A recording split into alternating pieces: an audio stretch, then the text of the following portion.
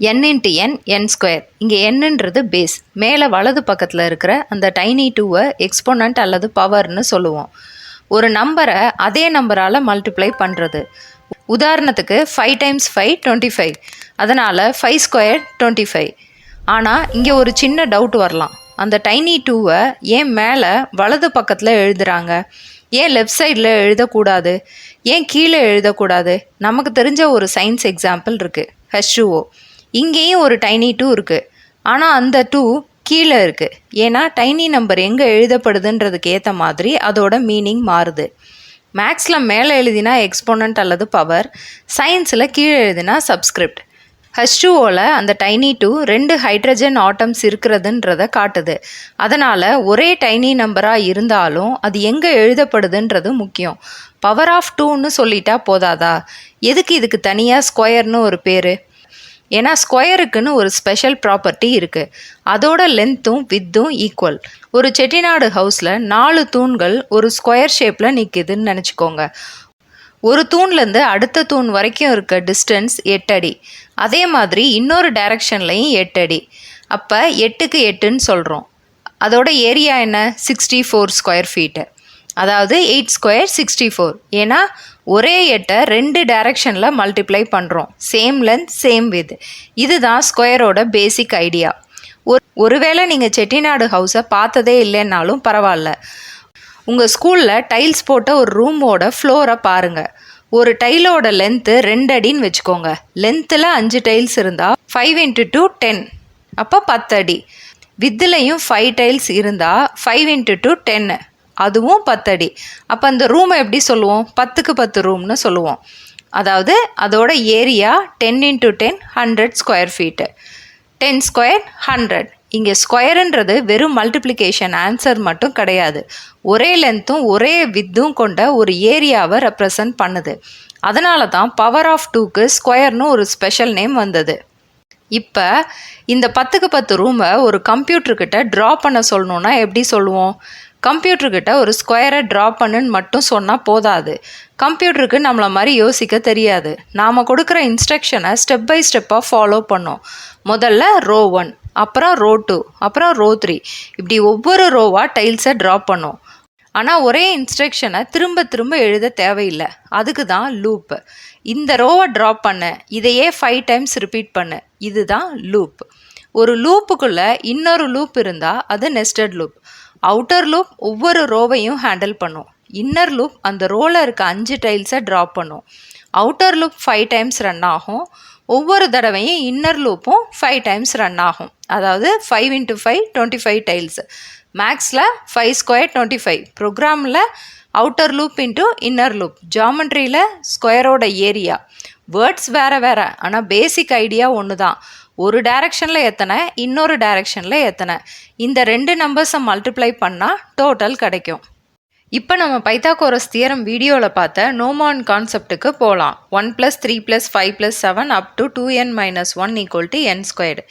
இந்த ஆட் நம்பர்ஸை தொடர்ந்து ஆட் பண்ணிகிட்டே போனால் ஏன் n ஸ்கொயர்டு வருது? இதை விஷுவலாக பார்க்கலாம். முதல்ல ஒரு சிங்கிள் டைல், அதாவது 1 ஸ்கொயர்டு = 1. இப்போ இதை 2 ஸ்கொயர்டாக பெருசாக்கணும். பழைய டைலை ரிமூவ் பண்ணக்கூடாது. அதுக்கு மேலே ஒரு புதிய ரோ, பக்கத்தில் ஒரு புதிய காலத்தையும் சேர்த்துக்கலாம். ரோவில் 2 டைல்ஸு, காலமில் 2 டைல்ஸ். ஆனால் கார்னரில் இருக்க ஒரு டைல் 2த்துக்கும் காமனாக இருக்குது. அதனால் இந்த டைலை 2 தடவை கவுண்ட் பண்ணக்கூடாது. ஸோ 2 + 2 - 1 = 3.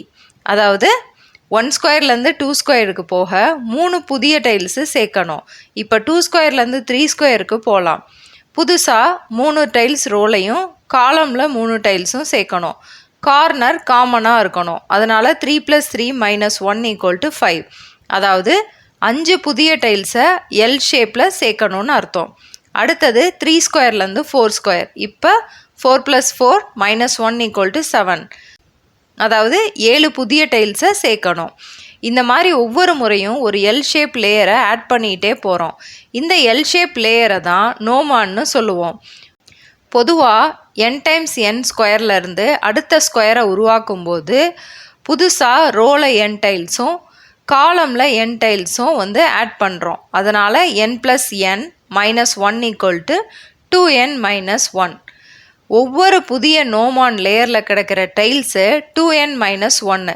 இதனால தான் நமக்கு 1, 3, 5, 7, 9 ஆட் நம்பர்ஸ் கிடைக்குது.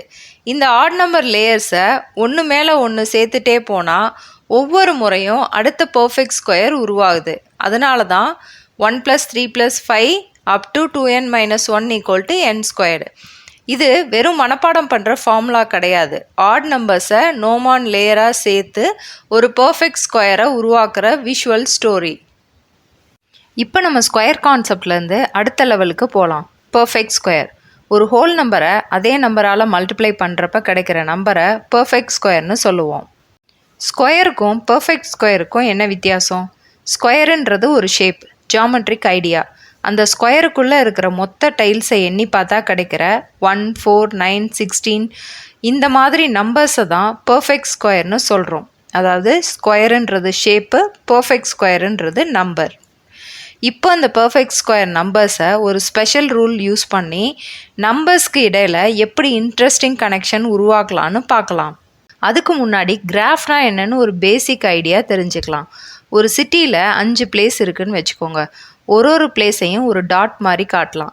2 பிளேஸ்க்கு நடுவில் ஒரு ரோடு இருந்தால் அந்த 2 டாட்ஸை ஒரு லைன் மூலம் கனெக்ட் பண்ணலாம். இப்போ இங்கே பிளேஸுன்றது வெர்டெக்ஸ், ரோடு அல்லது கனெக்ஷன்றது எட்ஜு. இப்படி வெர்டெக்ஸையும் எட்ஜையும் சேர்த்தா கிராஃபு. இதுதான் கிராஃப் தியரியோட பேசிக் ஐடியா. இப்போ இந்த டாட்ஸை எந்த 2 நம்பர்ஸில் வேணாலும் கனெக்ட் பண்ணலாமா? இல்லை. நாம் ஒரு ரூல் வைக்கணும். 2 பிளேஸ்க்கு பதிலாக நம்பர்ஸை டாட்னு நினச்சிக்கோங்க. 2 நம்பரை ஆட் பண்ணுறப்ப கிடைக்கிற ஆன்சர் ஒரு பர்ஃபெக்ட் ஸ்கொயராக இருந்தால் மட்டும்தான் இந்த 2 நம்பர்ஸ்க்கு ஒரு கனெக்ஷன் போடணும். உதாரணத்துக்கு 1 இருக்குது, 8 இருக்குது. இந்த 2ஐயும் நீங்கள் கனெக்ட் பண்ணுறீங்க அப்படின்னா 1 + 8 9 வருதா? 9 வந்து ஒரு பர்ஃபெக்ட் ஸ்கொயர். அதனால் 1க்கும் 8க்கும் நீங்கள் கனெக்ஷன் போடலாம். அதே மாதிரி 4 + 5 9, இதுவும் ஒரு பர்ஃபெக்ட் ஸ்கொயர். 4க்கும் 5க்கும் நீங்கள் கனெக்ஷன் போட்டுக்கலாம். 1 + 4 என்ன வருது? 5 வருது. இது ஒரு பர்ஃபெக்ட் ஸ்கொயரா? கிடையாது. அதனால் 1க்கும் 4க்கும் கனெக்ஷன் நீங்கள் போட முடியாது.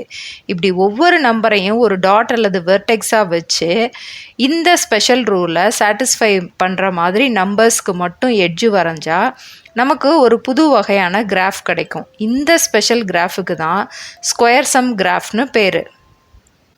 கிராஃபில் இருக்க ஒவ்வொரு வெர்டெக்ஸையும் ஒரே ஒரு தடவை விசிட் பண்ணி கடைசியில் ஸ்டார்டிங் பாயிண்ட்டுக்கே திரும்புகிற க்ளோஸ்டு ரூட் தான் ஹாமில்டோனியன் சைக்கிள். இப்போது ஒரு முக்கியமான கேள்வி. நாம் கண்டுபிடிச்ச இந்த சைக்கிள் ரியல் லைஃப்பில் எங்கே யூஸ் பண்ணுறோம்? நம்ம எக்ஸாம்பிளில் பர்ஃபெக்ட் ஸ்கொயர் தான் கனெக்ஷனை உருவாக்குற ஒரு ஸ்பெஷல் ரூல். ரியல் லைஃப்பில் அந்த பர்ஃபெக்ட் ஸ்கொயர் ரூல் யூஸ் பண்ணணுன்னு அவசியம் இல்லை. பட் இந்த கிராஃப் ஐடியா இம்பார்ட்டன்ட். பல லொக்கேஷனை ஒரு கிராஃபாக ரெப்ரசன்ட் பண்ணி அதை ஒரு நல்ல ரூட்டாக எப்படி விசிட் பண்ணலாம்? இதை ஒரு டெலிவரி கம்பெனி எக்ஸாம்பிளாக நினச்சிக்கோங்க. ஒரு டெலிவரி வெஹிக்கிள் பல ஹவுஸுக்கு பார்சல்ஸை கொடுக்கணும். ஒரு ஹவுஸையும் ஒரு வெர்டெக்ஸாகவும் 2 ஹவுஸ்க்கு இடையில இருக்க பாசிபிலிட்டி ட்ராவலை எட்ஜாகவும் கம்ப்யூட்டரில் ரெப்ரசன்ட் பண்ணலாம்.